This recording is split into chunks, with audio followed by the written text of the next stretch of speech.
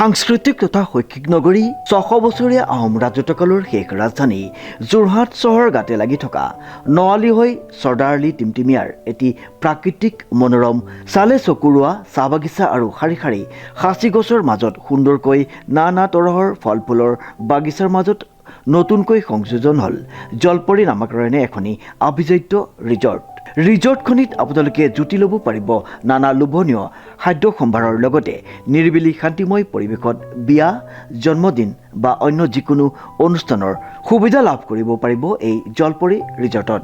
অতি কম মাননিতে ৰিজৰ্টখনিত থকা লেকত আপোনালোকে কৰিব পাৰিব বটিং। গতিকে আজিয়েই আহক সপৰিয়ালে জলপৰী ৰিজৰ্টলৈ আৰু লগে ভাগে হাঁহি ধেমালিৰে এসাঁজ খাওক জলপৰী ৰিজৰ্টত। ৰাইজক উৎকৃষ্ট মানৰ সেৱা আগবঢ়াই হৈছে আমাৰ একমাত্ৰ লক্ষ্য। আমাৰ ঠিকনাটো হৈছে নৱালী টিমটিমিয়া যোৰহাট।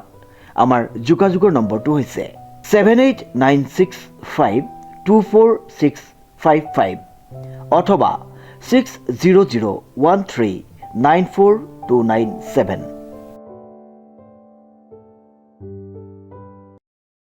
নমস্কাৰ। এই মুহূৰ্তত এক গুৰুত্বপূৰ্ণ বাতৰি লৈ ষ্টুডিঅ'ৰ মজিয়াত মই উৎপল দাস। ভাৰতীয় জনতা পাৰ্টি ঢেকীয়াখোৱা মণ্ডলৰ 28 নং বুথৰ কৰ্মী সভা সম্পন্ন। কংগ্ৰেছ আৰু অগপৰ কৰ্মীসকল বিজেপিত যোগদান। News night report. যোৰহাট জিলাৰ উত্তৰ পশ্চিম যোৰহাটৰ উজনি গাঁৱত ভাৰতীয় জনতা পাৰ্টিৰ এখন কৰ্মী সভা অনুষ্ঠিত হৈ যায়।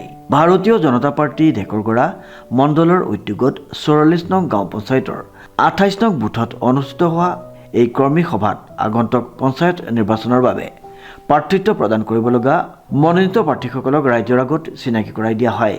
44 নং গাঁও পঞ্চায়তৰ নিৰ্বাচনী সভাপতি দিগন্ত গগৈৰ সভাপতিত্বত অনুষ্ঠিত হোৱা আৰু যোৰহাট জিলা যুৱ মৰ্চাৰ প্ৰভাৰী জিতুমণি বৰাই উদ্দেশ্য ব্যাখ্যা কৰা সভাত পঞ্চায়তৰ অন্তৰ্গত এলেকাৰ অৰ্ধ শতাধিক অগপ আৰু কংগ্ৰেছ দলৰ কৰ্মীয়ে ভাৰতীয় জনতা পাৰ্টি নীতি আদৰ্শৰ প্ৰতি আকৃষ্ট হৈ বিজেপি দলত যোগদান কৰে।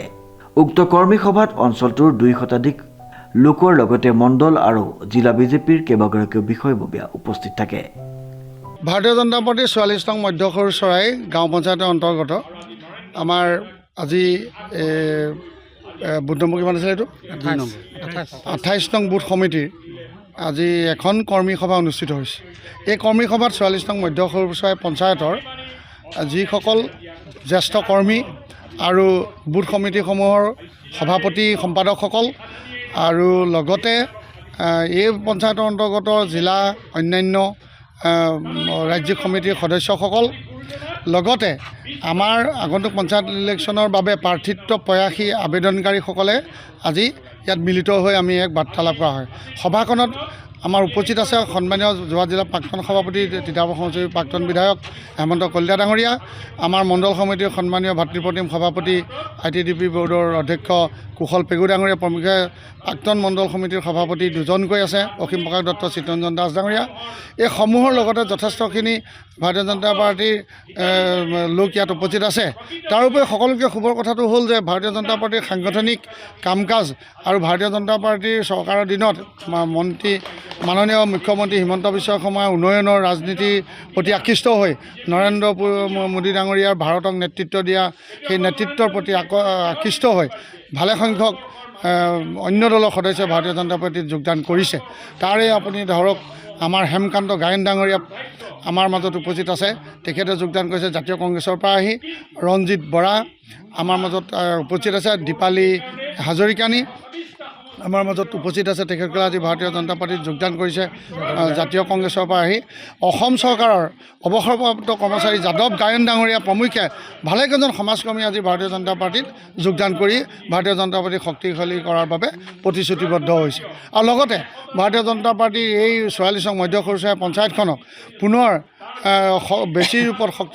অধিক ৰূপত শক্তিশালী কৰি ভাৰতীয় জনতা পাৰ্টিৰ আগন্তুক পঞ্চায়ত নিৰ্বাচনত এই পঞ্চায়তৰ পৰা প্ৰতিনিধিসকলক জিকাবৰ কাৰণে আজি সভাই পণ কৰা হৈছে। আৰু আমি ইয়াৰ দ্বাৰা বাৰ্তা দিব বিচাৰিম যে আগন্তুক পঞ্চায়ত নিৰ্বাচন, আগন্তুক 2024 চনৰ বিধানসভাৰ নিৰ্বাচন, এই সকলোতে আমি ভাৰতীয় জনতা পাৰ্টিয়ে নিশ্চয় দখল কৰিবলৈ সমৰ্থন হ'ম। যিহেতু ৰাইজ আমাৰ লগত আছে, তাৰ আজি এই সভাখনে যথেষ্ট উদাহৰণ গতিকে এই আপাহতে ভাৰতীয় জনতা পাৰ্টীত যোগদান কৰাসকলক দললৈ আদৰণি জনোৱাৰ লগতে আৰু ভাৰতীয় জনতা পাৰ্টীৰ প্ৰতি আকৃষ্ট হোৱা ৰাইজক মোৰ ফালৰ পৰা কৃতজ্ঞতা আৰু শ্ৰদ্ধা জ্ঞাপন কৰিছোঁ আৰু ভাৰতীয় জনতা পাৰ্টীৰ সৰ্বোত্তৰ উন্নয়ন কামনা কৰিছোঁ। যোৰহাটৰ পৰা প্ৰশান্ত গায়নৰ ৰিপৰ্ট, নিউজ নাও।